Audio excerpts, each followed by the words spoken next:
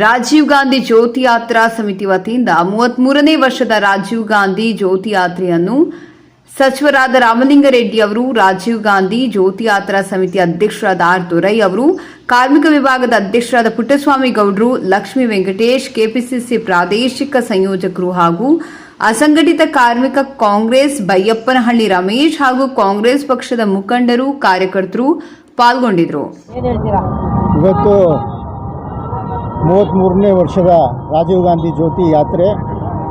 ವರ್ಷಕ್ಕೆ 2 ಬಾರಿ ರಾಜೀವ್ ಗಾಂಧಿ ಜ್ಯೋತಿ ಯಾತ್ರೆಯನ್ನು ಕಳೆದ 33 ವರ್ಷಗಳಿಂದ ಎಸ್ ಪ್ರಕಾಶಂ ಅವರ ಅಧ್ಯಕ್ಷತೆಯಲ್ಲಿ ಮಾಡ್ತಾ ಮತ್ತು ಅದನ್ನು ಹಂಗೆ ಮುಂದುವರೆಯಲು ಈ ಒಂದು ಯಾತ್ರೆಯನ್ನು ಮಾಡ್ತಾಯಿದ್ದೀವಿ.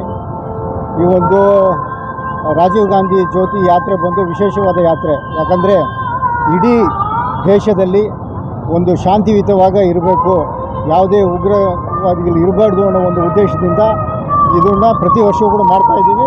ಅದನ್ನು ಈ ವರ್ಷ ಕೂಡ ಮುಂದುವರಿತಾ ಇದ್ದೀವಿ. ಏನು ಮೇ ತಿಂಗಳು 21ನೇ ತಾರೀಕು ನಾವು ಶ್ರೀಪೆರಂಬತ್ತೂರು ತಲುಪ್ತಾ ಇದ್ದೀವಿ.